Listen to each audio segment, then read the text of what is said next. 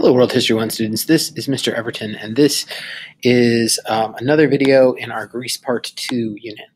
Last time, we talked about Greek literature, specifically the poetry of Homer, the Iliad and the Odyssey, and the theater of ancient Athens, including the tragedies of writers like Sophocles and Aeschylus.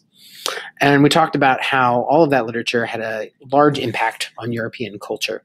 Today, we're going to talk about the event that ended the age of Pericles. We've spent the last 3 videos talking about the Greek Golden Age, the Athenian Golden Age, and that Golden Age is cut short by the Peloponnesian War, which is the subject of our video today.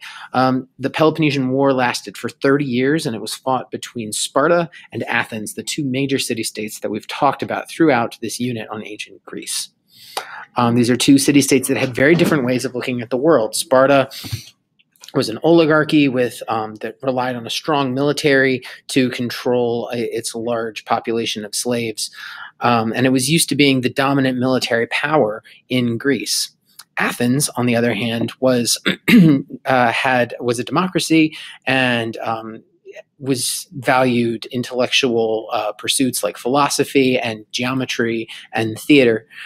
So we have these 2 very different city-states with very different worldviews. And I want to talk about how the war they fought affected ancient Greece. So that's our question. How did the Peloponnesian War affect Greece? Make sure you're turned to page 5.9 in your notes packet. The reason that we know about the Peloponnesian War is because of a historian, an Athenian historian named Thucydides. Thucydides, it's kind of a tricky word, but that's how you say it, Thucydides. And Thucydides was an Athenian general who was actually banished from Athens when he lost a major battle of the Peloponnesian War. Thucydides we talked about the Herodotus, who was the historian of the Persian War, and Herodotus liked to exaggerate a lot, usually because he wanted to tell a good story, we think. He was interested in being entertaining, and that led him to do some history that was a little bit, not so good. Thucydides, on the other hand, was incredibly rigorous in his approach to history. He tried to apply the same kind of scientific principles that Athenian thinkers applied to philosophy and math and science. He applied those ideas to history. He tried to make sure that everything he wrote was based in evidence. A lot of times he would try to use multiple sources and have them corroborate each other. He spent a lot of time explaining cause and effect. When Thucydides was trying to explain the causes of the Peloponnesian War, this is a quote from his book about the Peloponnesian War. He said, "It was the rise of Athens and the fear that this inspired in Sparta that made war inevitable." Remember that Athens became really powerful at the end of the Persian War.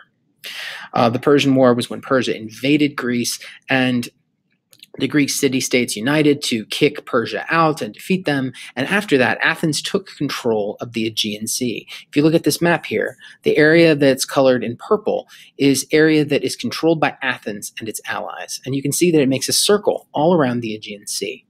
That allowed Athens to dominate trade. That allowed Athens to have access to the Black Sea, where there were important colonies that it used to obtain food that it needed. So this control of the Aegean Sea was really important, and Athens controlled the Aegean Sea through the Delian League. Remember, the Delian League was started off as a military alliance that Athens led at the end of the Persian War. Originally, the Delian League was designed to keep Persia from attacking Greece ever again, but eventually it sort of evolved into an economic alliance where Athens and its allies were able to dominate trade around the Aegean Sea, and that was what led to the Athenian Golden Age, the age of Pericles that we've spent so much time talking about. All of this made the other important Greek city-state, Sparta, feel very threatened, and it led them to create the Peloponnesian League. They felt like the Delian League was giving Athens too much power, and they were worried that Athens was going to try to dominate all of Greece. And so they formed the Peloponnesian League to try to stop that from happening. This competition for trade and competition for dominance in the Greek peninsula eventually led Athens and Sparta to fight a long, costly war. That's the Peloponnesian War. So what are the effects of the Peloponnesian War? I'm not going to really get bogged down in what the events were. I'll cover a few of them, but mostly I'm interested in what the effects are. to quickly summarize the events, Sparta basically lays siege to Athens. Most of the Peloponnesian War is spent with Athens under siege. Athens had a large food supply stored away, and it also had a harbor that it had access to, and so Athens could get resupplied by using this harbor.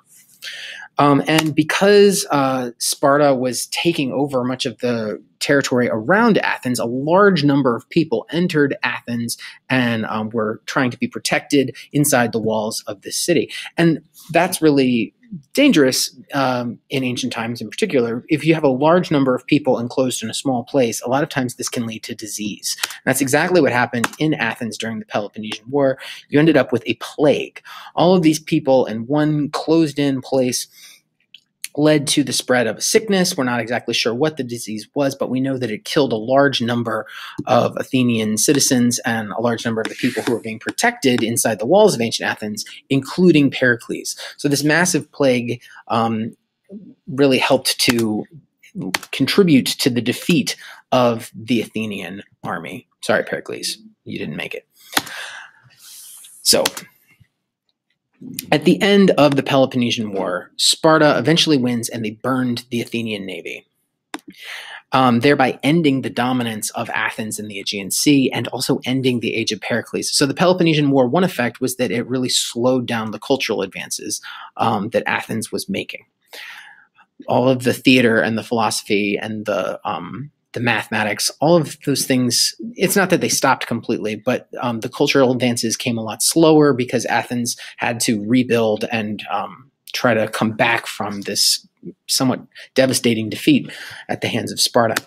But Sparta wasn't exactly, didn't exactly come out of the Peloponnesian War particularly great either. The Peloponnesian War lasted 30 years, and it was 30 years of Athens and Sparta and their allies all basically beating on each other.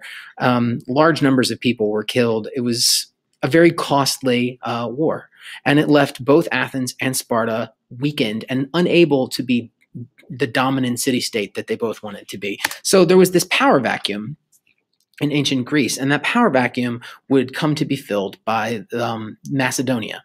Macedonia on this map, here it is circled in red.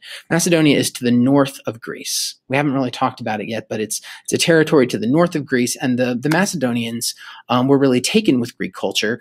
And when Athens and Sparta left each other weakened after this war, the Macedonians end up invading Greece and taking it over. And this all happened under the rule of the Macedonian king Philip II. So no dominant city-state left an opening for Philip of Macedon to come in and conquer all of Greece in 338 and unify most of Greece under his rule. He doesn't like it when you ask him about his eye, apparently. So to summarize, the Peloponnesian War was caused by competition between Athens and Sparta. Athens began the Delian League. The Peloponnesian League was founded by Sparta, and these two leagues were in competition with each other and ended up fighting a long, costly war.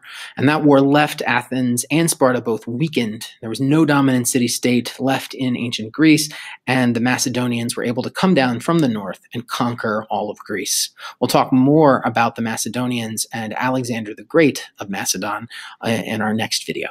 Thanks very much for watching.